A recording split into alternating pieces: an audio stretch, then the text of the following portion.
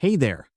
Today, we're diving into a fascinating yet slightly unsettling topic: the strange psychological habits that silently creep into your mind, get comfortable, and start sabotaging your motivation before you even realize it. Sounds a bit scary, doesn't it? What's even more disturbing is how subtle these habits can be. They hide deep in your subconscious, gradually draining your drive and leaving you stuck without you even noticing. So here they are: 11 disturbing psychological habits that quietly kill your motivation every single day. Ready? Let's dive in.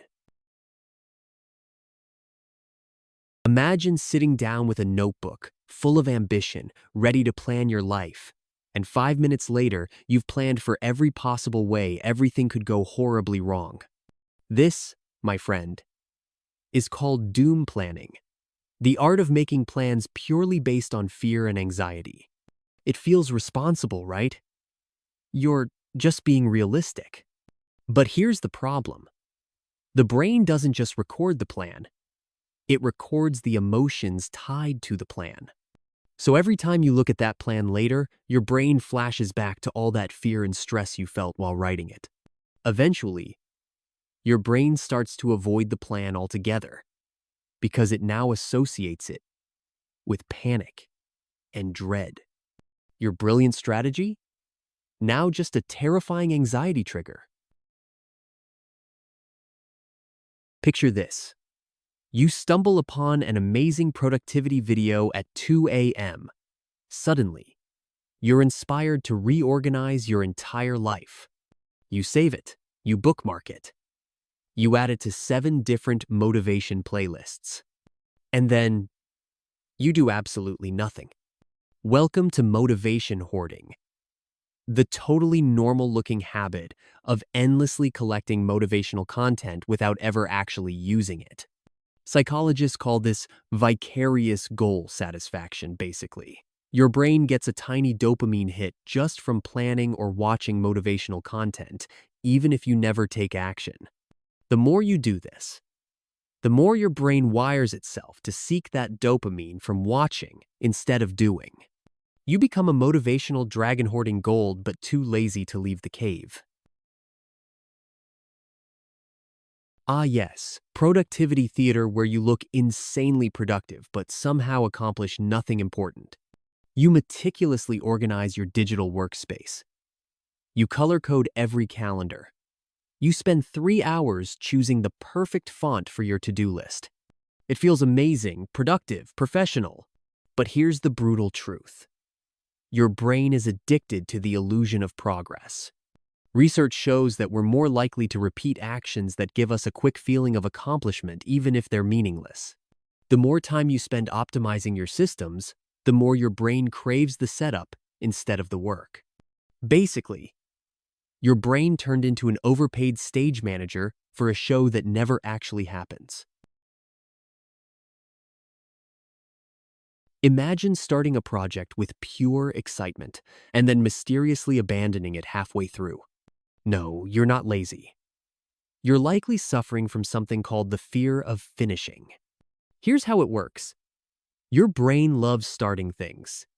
It gets a sweet dopamine hit just from imagining possibilities. But the closer you get to the finish line, the more your brain freaks out about judgment, failure, or even success. Finishing something makes it real, and that triggers your brain's lovely little "what if everything goes horribly wrong" alarm system. So what does it do? It convinces you to procrastinate, get distracted, or start something else, because that feels safer. Your brain would rather live in the fantasy of almost done than face the scary reality of finished. You ever meet those people who proudly declare, "I'm just so busy all the time"? Yeah, here's a secret. Half the time, they're not actually busy. They're stuck in the busy trap. The busy trap is a psychological habit where you fill your schedule with low-priority tasks just to feel productive. Your brain loves it. Why? Because it lets you dodge big, scary goals while still feeling accomplished. It's like eating 10 bags of popcorn and convincing yourself it's the same as eating dinner. Over time, your brain wires itself to crave the appearance of productivity over actual progress. Basically, you're running on a treadmill sweaty, tired, going nowhere. You know that feeling when you finally do something productive and immediately reward yourself like you just cured cancer? Congrats. You've discovered the habit of over-rewarding small wins. The brain loves rewards. But if every tiny action earns you a massive celebration, your brain starts focusing on the reward instead of the goal. Pretty soon, you're just doing the bare minimum to get that dopamine hit without making any real progress. It's like giving yourself a standing ovation for remembering to take out the trash. And yes, over time, your brain gets addicted to tiny, meaningless wins while completely ignoring the bigger picture.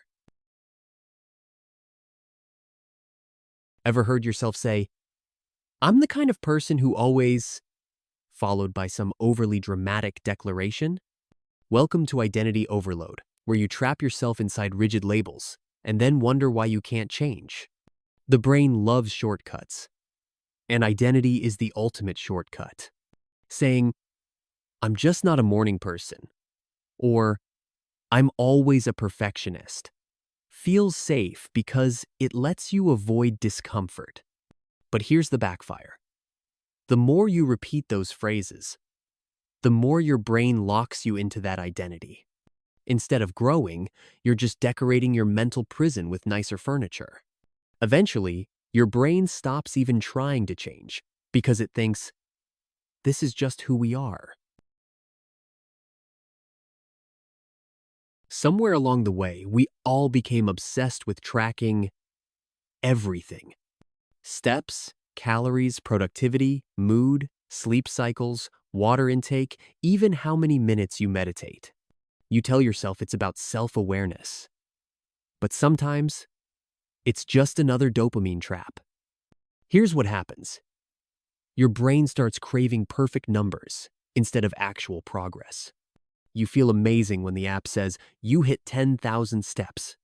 But when it says only 9,748 steps, suddenly you feel like a failure, even if nothing actually changed. Eventually, you're chasing stats instead of growth, and your motivation becomes tied to arbitrary numbers, not meaningful action. You know that weird reflex where you start feeling bad about feeling bad? Because someone else has it worse? This is called comparing pain, the psychological habit of minimizing your own struggles by stacking them up against others. It feels noble, right? I shouldn't complain. At least I'm not starving in the wilderness. But here's the plot twist. This habit doesn't make you grateful. It makes you numb. Instead of solving problems, your brain shuts down because it feels like your feelings aren't valid enough to address. Over time, this habit kills your motivation to improve anything because you're too busy invalidating yourself. Basically, your brain becomes the worst therapist ever. Stop crying. Others have it worse. Imagine this. You're finally ready to start that big project. But first, you need to organize your desk. Oh, and set up a new app. And research more strategies. And maybe buy a special pen. Suddenly, hours have passed and you haven't even started. Welcome to endless preparation mode, of the brain's sneaky way of procrastinating under the disguise of getting ready. The brain loves this mode because it feels safe. No risk, no judgment, no chance of failure. You're technically working, but really you're just circling the runway, too afraid to take off. And here's the kicker. The longer you stay in prep mode, the scarier actual action becomes. Eventually, you build a perfect little bubble of busyness where nothing happens, but it feels productive. Picture this. You think about starting a new habit, and instantly, Your brain shows you the worst possible outcome. You imagine embarrassing yourself, failing miserably, losing all your money, and somehow ending up alone in a cave eating moss. Congrats! You've unlocked catastrophe visualization, your brain's twisted talent for predicting absolute disaster. The weird part? Your brain thinks it's helping you. It's trying to protect you by making everything seem terrifying. But here's the dark side. This habit trains your brain to expect failure as the default. Eventually, your motivation erodes not because you can't succeed, but because your brain refuses to even try. Basically, your brain becomes that paranoid friend who thinks every noise outside is a government conspiracy. That's all for today. I'll be making similar videos in the future. Subscribe to see them.